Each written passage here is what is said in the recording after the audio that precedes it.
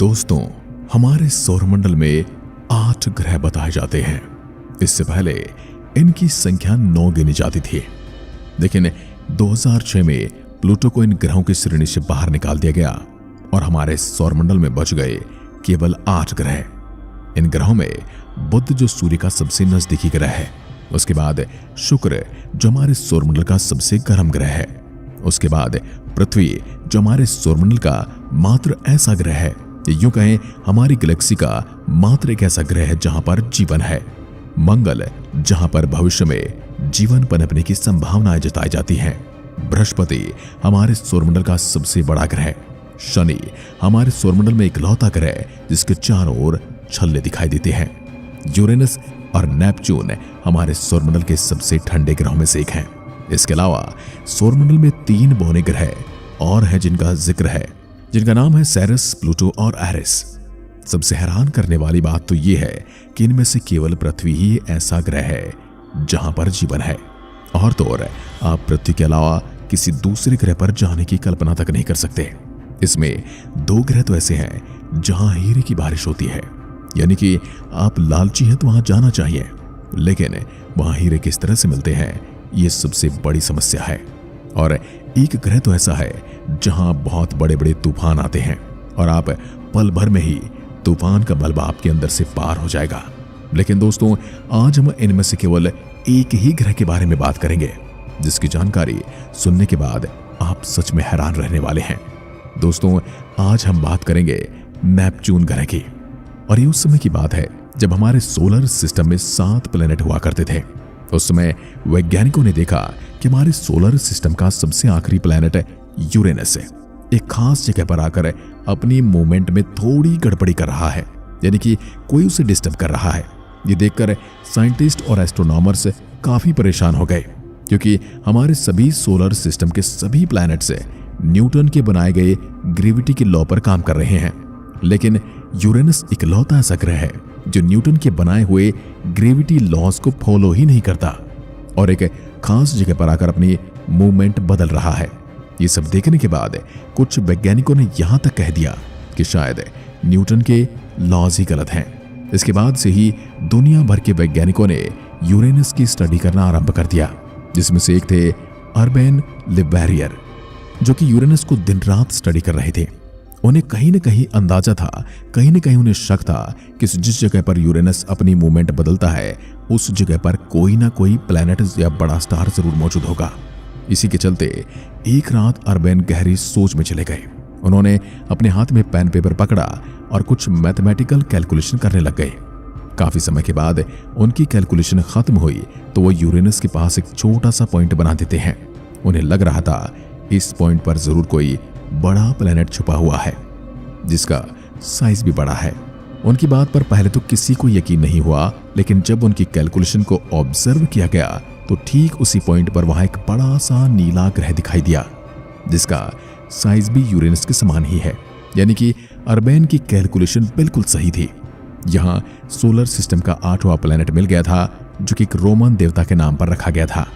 Neptune हमारे solar system का मात्र ऐसा ग्रह है जिसको किसी टेलीस्कोप या स्पेसक्राफ्ट की मदद से नहीं खोजा गया, बल्कि एक मैथमेटिकल तरीके से खोजा गया है। यह तो हुई नेपच्यून के मिलने की बात।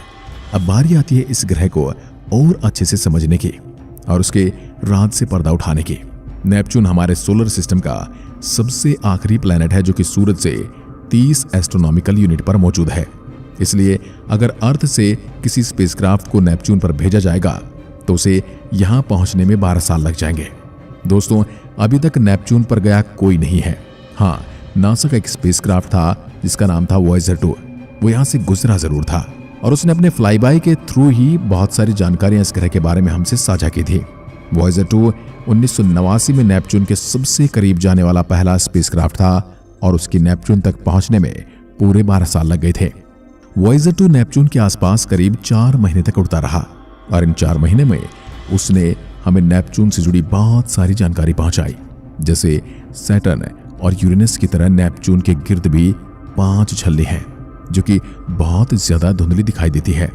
हमारी पृथ्वी का केवल एक चांद है, जबकि नेपच्यून के 1 या 2 नहीं बल्कि 14 मून्स हैं, जिनमें से कुछ चांद तो बर्फ के बने हैं।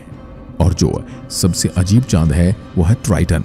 ये नेपच्यून का सबसे बड़ा चांद है जो किसी मिस्ट्री से कम नहीं है। ट्राइटन नेपच्यून का ऐसा चांद है जो रेट्रोग्रेड ऑर्बिट में मूव करता है, यानी जिस डायरेक्शन में नेपच्यून मूव करता है ट्राइटन उसकी उल्टी दिशा में घूमता है, जिसे रेट्रोग्रेड ऑर्बिट कहते हैं। दोस्तों, ऐसा माना जाता है ट्राइटन हमारे सोलर सिस्टम की सबसे ठंडी जगह है। यहाँ का तापमान -391 जो कि प्लेनेट यूरेनस से भी ज्यादा ठंडा है। इसी वजह से ट्राइटन पर जो वोल्केनो है उनके अंदर से लावा नहीं बल्कि बर्फ निकलती है।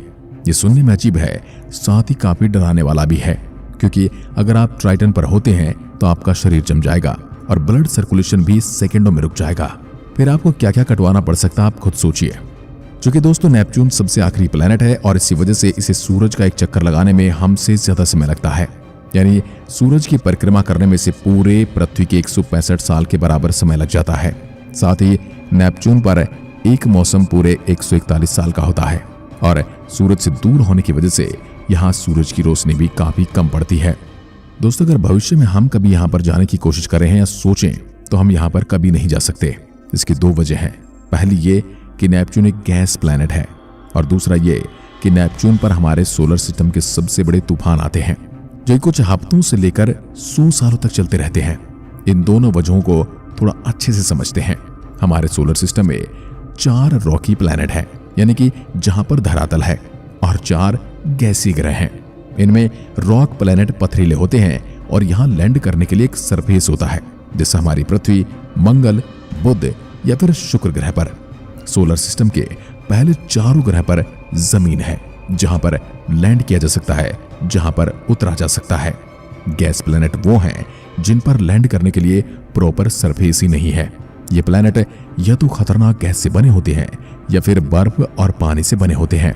सोलर सिस्टम के आखिरी 4 प्लैनेट जुपिटर, सैटर्न, यूरेनस और नेपच्यून गैस ग्रह हैं। नेपच्यून हमारे सोलर सिस्टम का सबसे छोटा गैस प्लैनेट है, जिसकी वजह से वहां का एटमॉस्फेयर बाकी सभी ग्रहों से काफी घना है। यहाँ लैंड करने के लिए कोई प्रॉपर सरफेस नहीं है, क्योंकि इसकी सतह पानी और बर्फ से बनी है जो कि 17,500 किलोमीटर गहरी हो सकती है। वैज्ञानिकों का मानना है कि नेपच्यून के कोर का तापमान 5100 डिग्री सेल्सियस है, जिसका कंपैरिजन सिर्फ सूरज के साथ किया जा सकता है। यानी नेपच्यून जितना ऊपर से ठंडा है उससे हजारों गुना अंदर से गर्म है। नेपच्यून को अभी तक केवल ऊपर से एक्सप्लोर किया गया है, न जाने इसके अंदर कितने ही भयानक रहस्य छिपे हैं जो कि आने वाले समय में वैज्ञानिक खोजने की कोशिश कर रहे हैं। दूसरा पॉइंट था नेपच्यून पर सबसे बड़े तूफान, जो कि स्पीड 2000 किलोमीटर प्रति घंटा से भी ज्यादा है। ये तूफान नेपच्यून पर हर समय चलते रहते हैं। जैसे जुपिटर पर एक ग्रेट रेड स्पॉट है, वैसा ही नेपच्यून पर भी एक स्पॉट है जिसका नाम द ग्रेट स्पॉट है। साइंटिस्ट का मानना है कि द ग्रेट स्पॉट नेपच्यून पर चलने वाले अब तक के सबसे बड़े तूफान हैं, जिनकी स्पीड अब तक रिकॉर्ड होने वाले सभी तूफानों की स्पीड से ज्यादा है। ये स्पॉट इतना बड़ा है कि इसके अंदर हमारी अर्थ पूरी की पूरी समा जाएगी।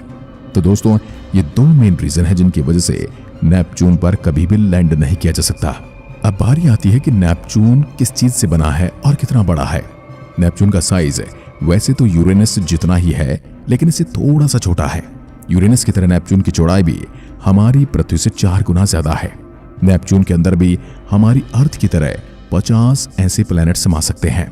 नेपच्यून पहला ऐसा गैस प्लैनेट है जिसका ग्रेविटेशनल पुल अर्थ से काफी सिमिलर है। इसकी वजह है अगर अर्थ पर आपका वजन 45 किलोग्राम है तो नेपच्यून पर 50 ही होगा। अर्थ पर एक दिन 24 घंटे का होता है और वहीं नेपच्यून पर एक दिन 16 घंटे का होता है। यानी नेपच्यून की रोटेशन अर्थ से काफी ज्यादा फास्ट है। नेपच्यून के ब्लू कलर पर तो आपका ध्यान जरूर गया होगा। असल में इसके ब्लू कलर की वजह है मीथेन गैस।